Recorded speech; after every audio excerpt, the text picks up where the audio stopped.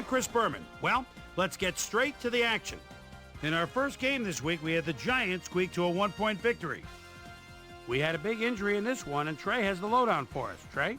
All right, Boomer, thanks. In front of you, we've got the AFC Infirmary Report. And as you can see, they were hit hard this week. John Lynch is probably the one that most leaps out at you. A hairline fracture of the arm is the initial report, and the doctors are saying he'll be out for the rest of the season. In front of you, we've got the NFC list. And as you can see, they could form their own MASH unit. Marcus Robinson sticks out on this list as one of the more costly injuries. A hairline fracture of the arm is the initial report, and the doctors are saying he'll be out for the rest of the regular season. There's a chance, however, they'll get him back for the playoffs. Now, on to even bigger news, as you may have already heard. Keith McKenzie is done for the year, as he'll watch the rest of the season from the sidelines, and they'll be scrambling now to find someone that can fill his shoes. Now the big story of the day. Randy Moss is going to be watching from the sidelines for a while, as his injury will deal a major blow to this team. So that'll do it for now. Boomer, back to you. Fred Smoot stepped it up this week and gave his team some added firepower for the win. Priest Holmes rushed for over 50 yards and helped his Chiefs beat the Colts. Falcons, Broncos. His Chiefs, Peerless Price, came up with a big play as he was able to pull this one in. The Falcons win this one by the final score of 10-3.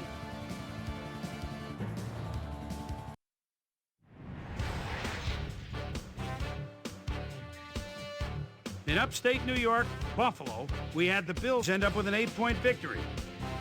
In a long-standing AFC rivalry, we had the Dolphins win their 5th game of the season. Up in Chicago, we had the Bears end up on the right side of an 11-point game. Bengals, Titans. Peter Warwick came up with a huge play here as they cover a lot of real estate on this one. The Titans go on to win this by the final score of 16-7.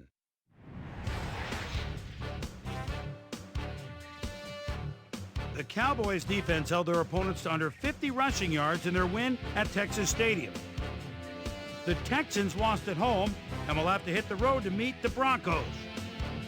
Tyrone Poole stepped it up this week and gave his team some added firepower for the win. Panthers, Seahawks.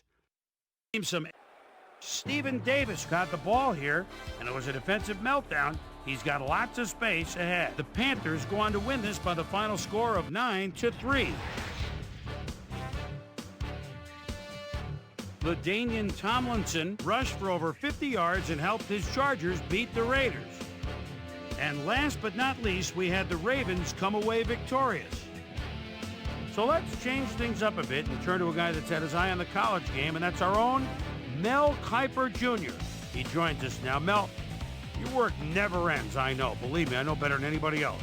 But it's never too early to start thinking about next year's draft, is it? Yeah, no doubt about it. And now that most teams have 7, 8, 9 games under the belt, we're starting to get a pretty good sense for which guys are going to be blue chippers come draft day.